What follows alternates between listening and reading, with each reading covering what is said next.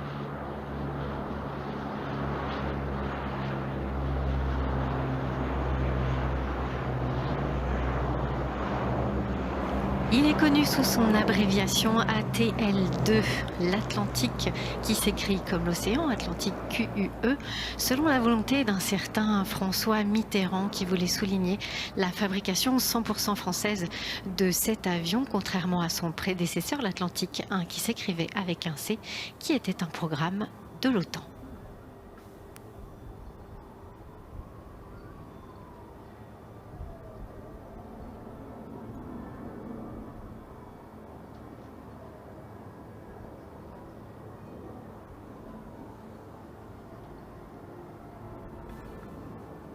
L'avion de Breguet d'Assaut Aviation répond à l'une des missions de l'aéronautique navale, la surveillance. Alors la surveillance, elle s'effectue sur 3 niveaux, dans les airs, sur l'eau, mais également sous l'eau. Oui, sous l'eau, je vais bientôt y revenir.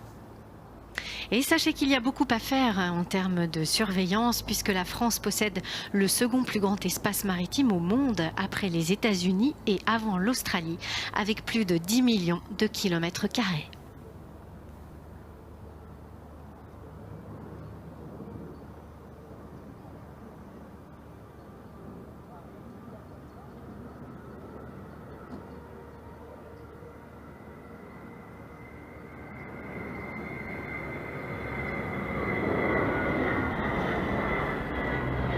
Et il nous gratifie d'un passage soute ouverte, cet avion. Parlons maintenant de son intérieur. Imaginez déjà être au pied de ce colosse. On se sent vraiment tout petit, je vous l'assure.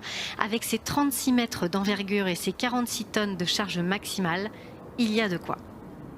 L'équipage accède à l'avion par une trappe à l'arrière pour intégrer à l'intérieur déjà un premier poste aux côtés d'un sabord qui permet cette mission de surveillance. On intègre ensuite ce qu'on appelle la tranche tactique.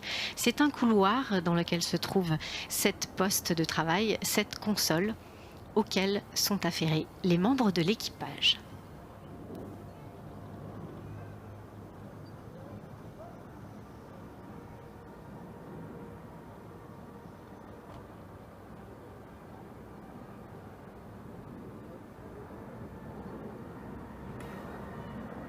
Et à bord de cet avion, il y a également le nécessaire pour y passer plusieurs heures, une cuisine, une table, des toilettes, un espace de repos.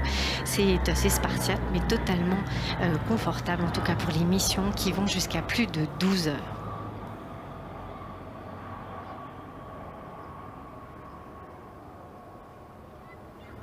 Et après cette tranche tactique, on accède au cockpit. Alors, la particularité à bord de l'Atlantique, c'est que contrairement aux avions de ligne, le commandant de bord est à droite. Et en qualité de commandant de bord, aujourd'hui, Raphaël, issu de la filière des élèves officiers du personnel de l'aéronautique navale. C'est-à-dire qu'après son bac, il a choisi d'intégrer les marins du ciel.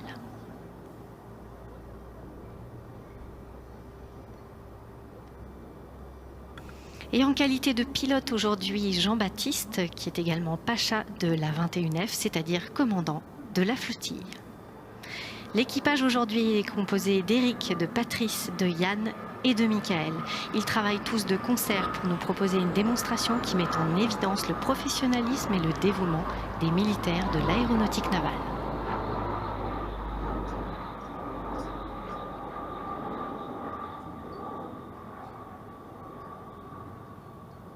À noter qu'en général, l'équipage se compose de 14 personnes à bord, selon les missions. C'est donc aussi le rôle du commandant de bord de manager son équipage. L'organisation à bord, vous l'imaginez, est donc digne de celle d'un bateau. C'est pourquoi on appelle aussi l'Atlantique 2 la frégate des airs.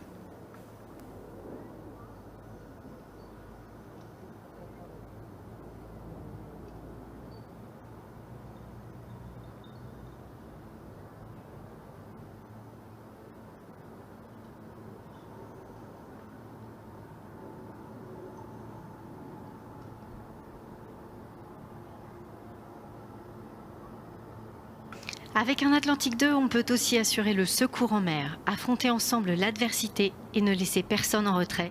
Telle est la devise d'un équipage d'Atlantique 2. Il peut aussi larguer ce que l'on appelle une chaîne SAR, SAR pour Search and Rescue, c'est-à-dire que c'est un container dans lequel se trouve un canot et le nécessaire pour aller sauver des vies.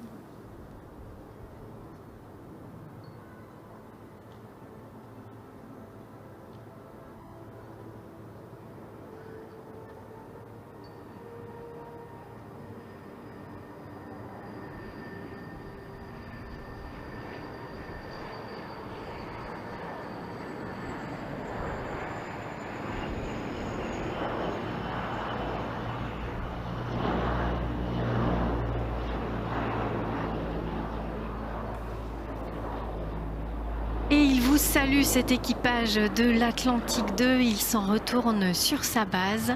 Mesdames et messieurs, c'était pour vous ici au Salon international de l'aéronautique et de l'espace, l'Atlantique 2.